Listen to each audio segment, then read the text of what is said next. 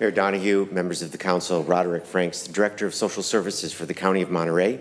I have with me also in the chambers today, Roxanne Wilson, our Director of Homeless Services for the county, as well as John Gill, our Community Affiliations Manager, who has direct oversight responsibility for the county share of the Share Center.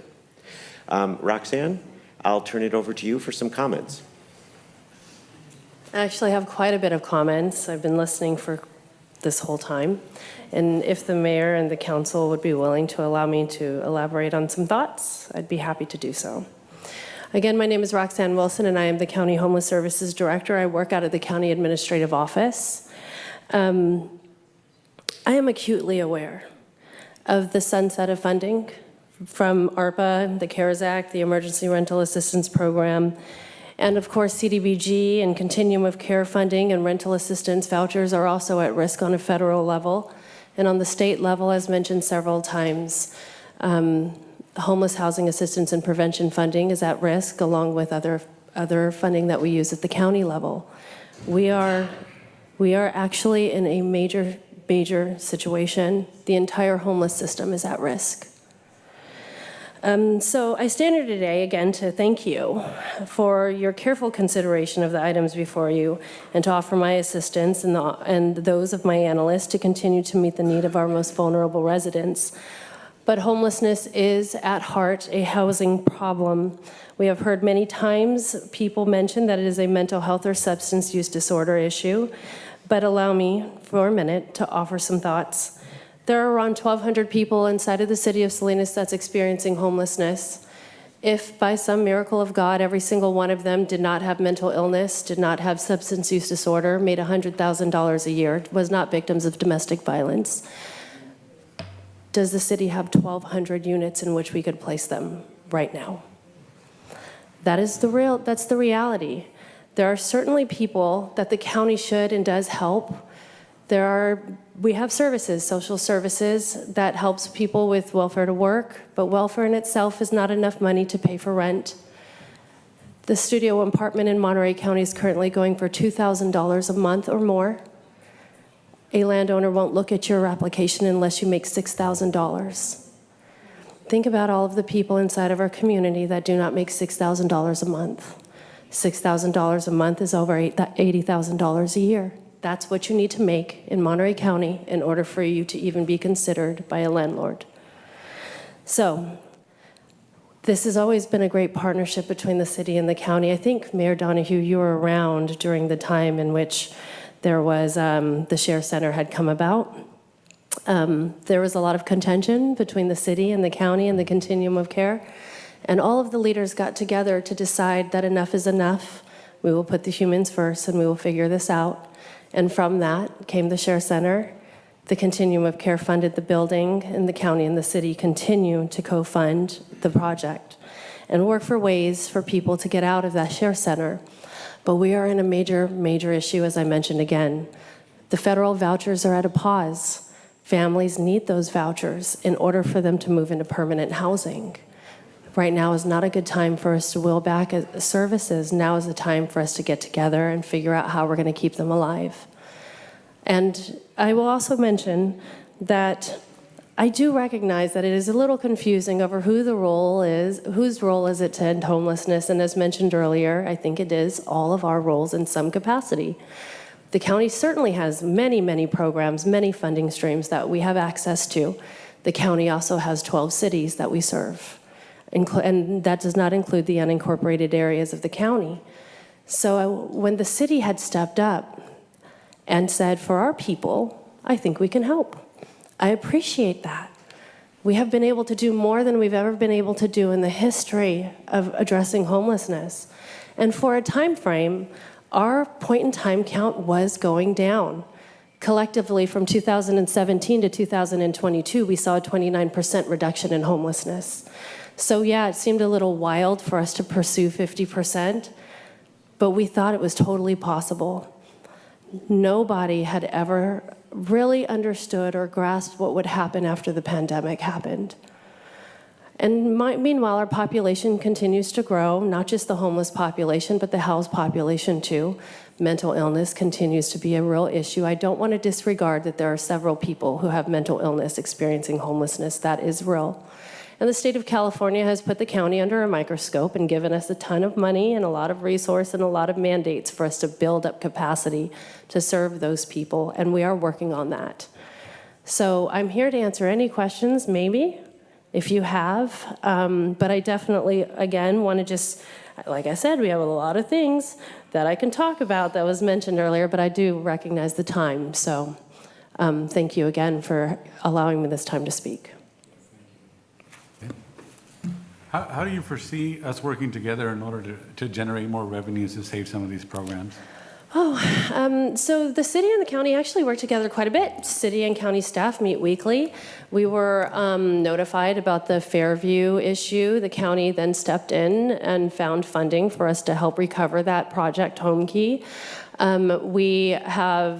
We're currently exploring partnerships for encampment resolution funding applications. I hope that we will come back to the city soon with a presentation of how the county can help resolve some encampments. Especially we do have some that span over both city jurisdiction and county jurisdiction. I would love for us to partner on that. But again, that has to go through the Monterey County Board of Supervisors as well. But they are aware that I am working on partnerships with the city. And I think that this is a good time for us to really take an inventory of all of our funding, not just at the city or the county level, but in general. And I know that my board is also interested in really understanding what the impacts of the federal and state pullback of funding, I suppose, is going to look like. But we're still in that exploratory time. We don't know what the budgets are, if the budgets are going to pass or not. But I just want to emphasize, council member, that we are certainly working with your city staff weekly to try to find solutions to keep this system moving. John Gill, Social Services as well, and I just want to express gratitude as well to be able to be a small part of this great partnership between the city and the county, and you know, constantly working with Ms. Britton and Keisha to see how we can improve and how we can save money, and looking at different approaches on how to utilize at a maximum capacity the beds that are at the Share Center and other places that we also are funding with poverty prevention programs and homeless services. But really thankful to just be able to have a vision to make Salinas and the surrounding community a better place to live.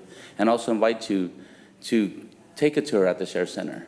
You know, contact me. We can take just to see what a beautiful place it is for those that have come off the streets, and being a low barrier center with the doors open. You know, we've had personal testimonies that they've told me that it's like a 5-star hotel compared to where they've been, you know, and having a warm meal and having staff. And it's not perfect. It's not perfect by any means, but we are constantly working with the agencies that run the program, you know, along with the city to make it a better place and to identify these things and to better the grievance policy and all these things aside from the funding, you know, and looking at just a number of millions of dollars, you know, anybody can be alerted like, wow, where's the money going to? But how much would be the difference in dollars if we wouldn't have these extra fundings through ARPA and ERF and so forth to be able to help these participants in these programs? So, you know, just trying to look at it through a different lens, a different scope, to be thankful for what we have and then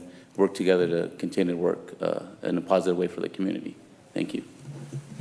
Thank you. I have a question about, I had mentioned to Katie, I don't think we have a response right now, but the single-family homes that we purchased and the hotel, those have deed restrictions. Is that correct? So they may not have deed restrictions right now. I would have to confirm whether or not they've been recorded. But typically with single-family homes that have an affordability requirement, you're looking at a range between 20 and 30 years. For multifamily, it's usually 45 to 55 years. That is the typical deed restriction period.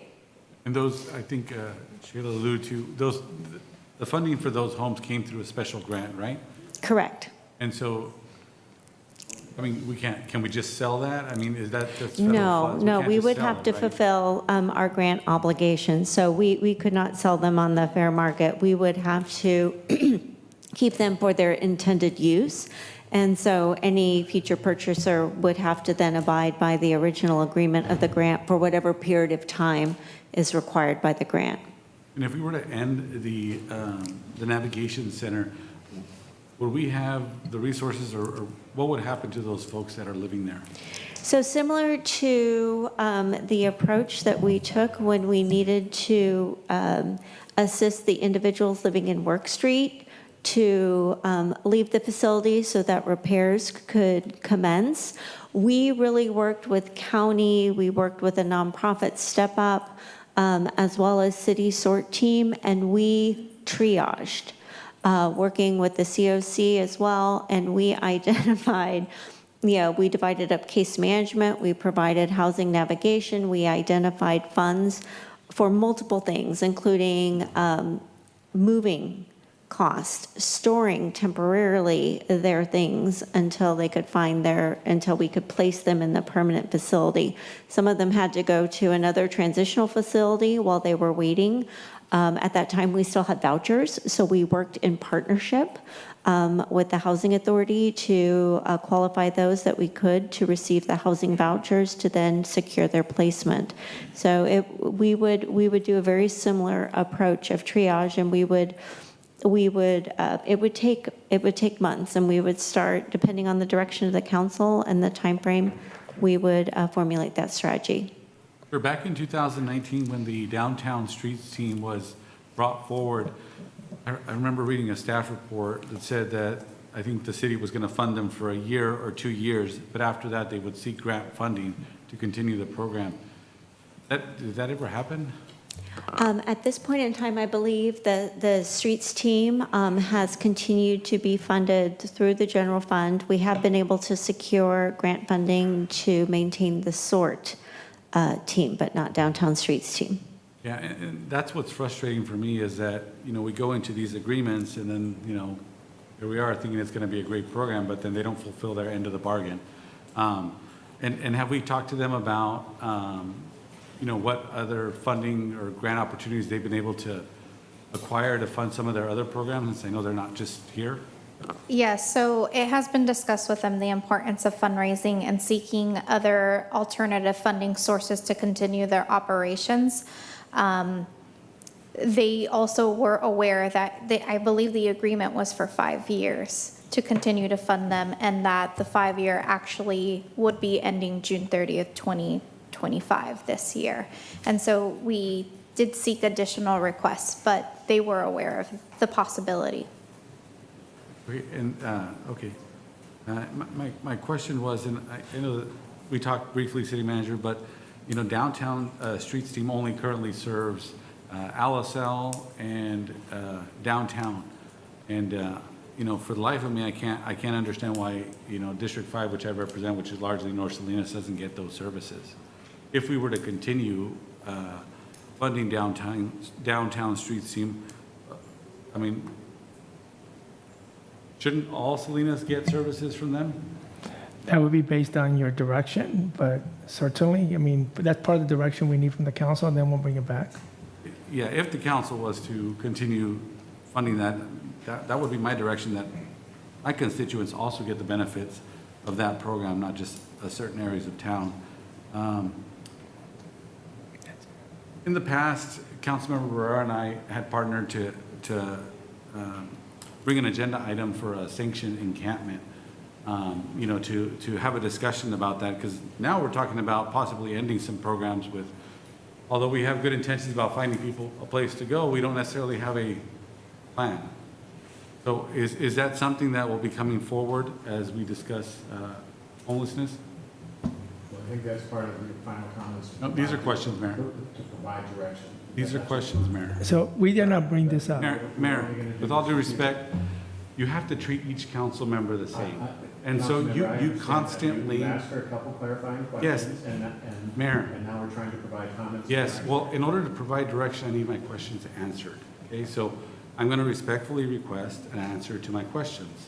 So my question is, do we have future plans to discuss tiny home villages or sanctioned encampments?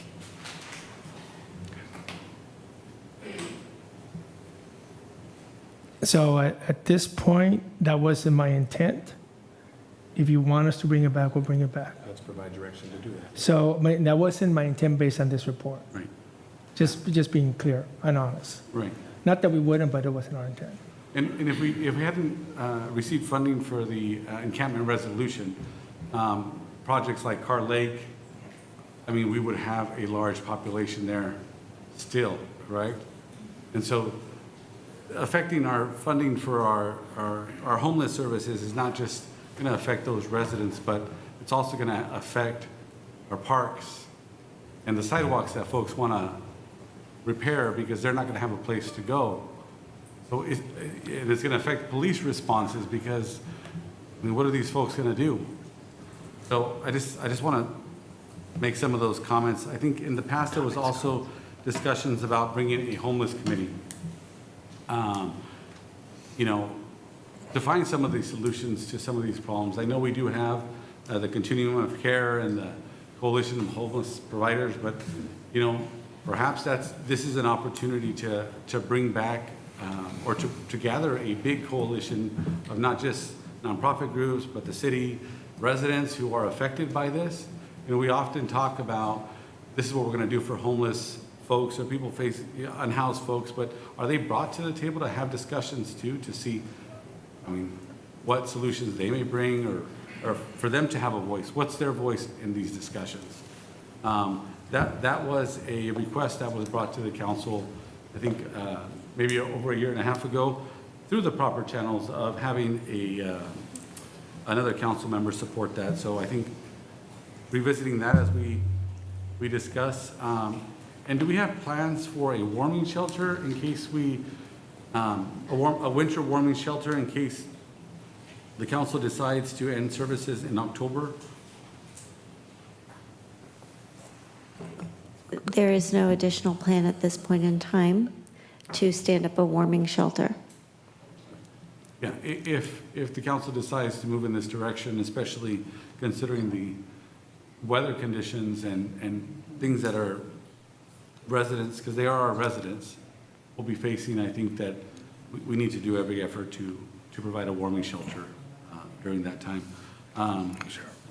My direction would be on the issues that we immediately start putting some resources to see how many grants we could seek. I know we have good intentions. I think there needs to be an intentional effort to, like, all hands on deck to see what kind of grants we could apply for. Speaking with the county, I mean, it sounds like they are eager to try to work together, and I think that needs to be brought forward immediately.